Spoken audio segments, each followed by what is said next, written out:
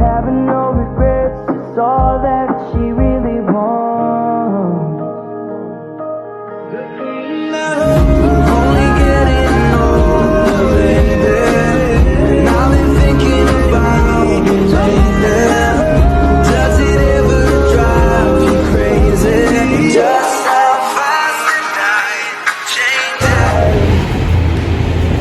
Menteng 31 tempat pendidikan politik kebangsaan.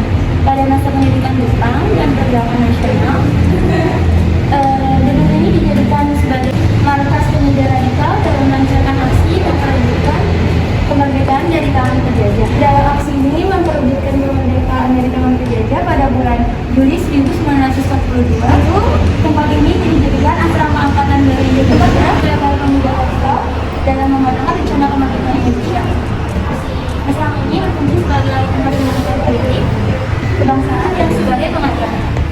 Beberapa tokoh seperti Insinyur Soekarno, J.S. Mahatma, Muhammad Yamin, Mr. Suwarnidyo, Mr. Ahmad Sudarjo, M.J. Gamdek, Mr. Dodo, Dr. Muwardi, Samuel Parme, Raja Dewantara, dan Mr. Amir Soeidi. Selain tokoh pergerakan nasional, pihak Jepang juga ikut terlibat menjadi tenaga pengajar, yaitu adalah Prof. Muhammad Tami, Mas Muju, dan Prof. Beki. Menteng 31 tempat merancang berbagai aksi, yaitu gedung Menteng 31 merupakan tempat merancang berbagai aksi dalam merebut dan mempertahankan kemerdekaan Indonesia, yaitu para pemuda pergerakan pada waktu menggunakan gedung Menteng 31 sebagai pusat kegiatan menuju kemerdekaan, yaitu termasuk salah satunya adalah rencana membawa Bung Karno dan Bung Hatta ke arena Tembak untuk melakukan proklamasi kemerdekaan sesegera mungkin. Yaitu setelah memproklamasi kemerdekaan, berbagai macam aksi juga dibentuk. Di gedung ini melakukan wanita kan aksi yang dibentuk pada tanggal 18 Agustus 1945 oleh 11 tokoh, yaitu ada Supadi, Aero Saleh, AM, Hanafi, Wilkana, Ada Malik, Pandu Kartawiguna, Armunanto, Maruto, Niti Miharjo, Kusnaini, dan Johan Nur. Berbagai aksi dari komite ini yaitu mendesak atau dibentuk Komite Nasional Indonesia Pusat, KIP, kita dan IPO dijadikan tentara rakyat Indonesia atau TNI, yaitu membentuk beberapa organisasi pemuda seperti Barisan Pemuda, Barisan Buruh, dan Barisan Tani. Barisan Pemuda ini kemudian menjelma menjadi Angkatan Pemuda Indonesia atau API. Komite ini juga memprakarsai terjadi peristiwa 8 raksasa Icada, yaitu yang bertujuan untuk menunjukkan kepada dunia bahwa bangsa Indonesia telah merdeka dan lepas dari pengaruh penjajahan. Akibat mempelopori rapat raksasa tersebut, sejumlah pemuda Menteng 31 seperti RM Hanafi, Darwis, DN, Aidi, Manak Roni, Sidik, Ketakapi, MH, Lukman, Wahidin, Nusution, dan Ada Malik ditangkap tentara Jepang.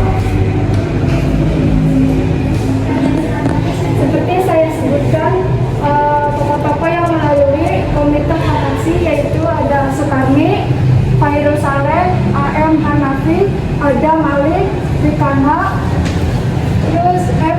Mutia Harjo, KKL Ibuna, Triputi, KS Ugarjo, Johani, BM Malia, dan Dr. Muhammad Hamka, dan Insyuri Soekarno.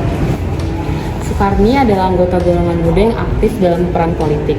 Ia termasuk dalam mempersiapkan proklamasi kemerdekaan karena ia yang menggagas kalimat atas nama bangsa Indonesia.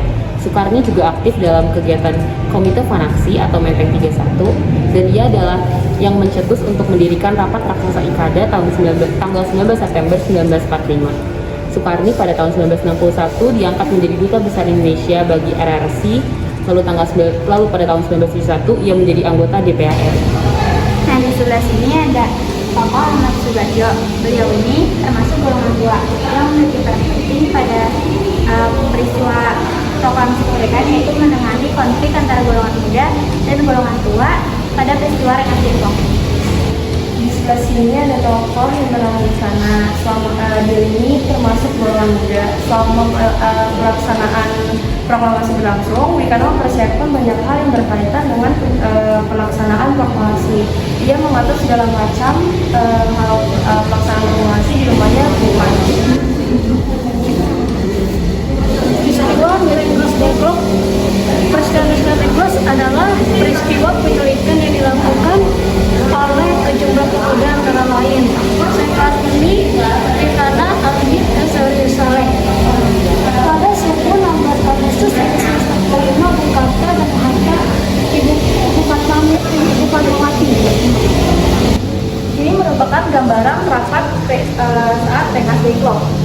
saat itu terjadi perbedaan pendapat antara golongan tua dengan golongan muda mengenai kapan waktu pelaksanaan proklamasi.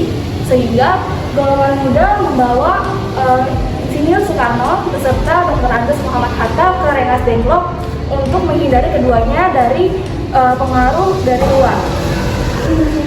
Penyusunan naskah proklamasi.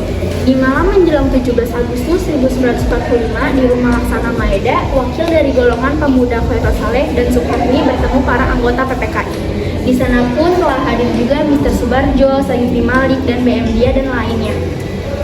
Karena PPKI dianggap berbau Jepang, maka Bung Karno mengatakan rapat ini bukan rapat PPKI, tapi adalah rapat wakil-wakil bangsa Indonesia. Setelah proklamasi tersusun, terjadi perbedaan dalam pengatasnamaan teks proklamasi. Bung Karno menginginkan semua yang hadir menandatangani, lalu menurut Khairul Saleh yang sempat menanyakan kepada BM Dia, mengusulkan agar Bung Karno dan Bung Hatta saja yang menandatangani atas nama bangsa Indonesia. Teks proklamasi lalu diketik oleh Sayuti Malik, lalu teks hasil tulisan tangan yang dibiarkan terletak di meja dan disimpan oleh BM Dia. Pembacaan proklamasi yang direncanakan di lapang Ikada pun terpaksa dibatalkan karena telah diketahui oleh tentara Jepang. Pembacaan proklamasi pun dilaksanakan di Penggangsaan Timur 056 kediaman Bung Karno dan keluarga tepat pukul 10 waktu Indonesia Barat. Perumusan teks proklamasi. Perumusan teks proklamasi menjadi awal bangsa Indonesia memasuki pintu kemerdekaan. Teks proklamasi tersebut dirumuskan oleh para tokoh-tokoh bangsa Indonesia dengan satu tujuan, yaitu untuk mempercepat kemerdekaan Indonesia. Rumusan yang hanya terdiri beberapa baris itu menjadi pertanda bangsa Indonesia telah merdeka. Proklamasi Kemerdekaan Indonesia 17 Agustus 1945. Pada tanggal 17 Agustus 1945, jam 10 pagi di kediaman Bung Karno, Jalan Pegangsaan Timur 56 Jakarta, diselenggarakan Proklamasi Kemerdekaan Indonesia. Bung Karno membacakan teks proklamasi yang baru saja dibuat menjelang pagi hari di rumah Jalan Laksamana Maeda, Jalan Membonjol nomor 1 Jakarta.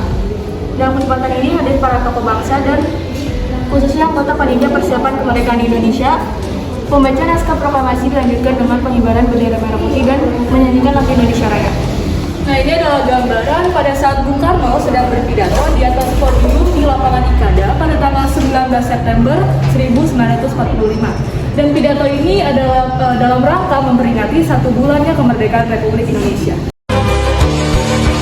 There is something and there is nothing, there is nothing in between, and in my eyes there is a tiny dancer watching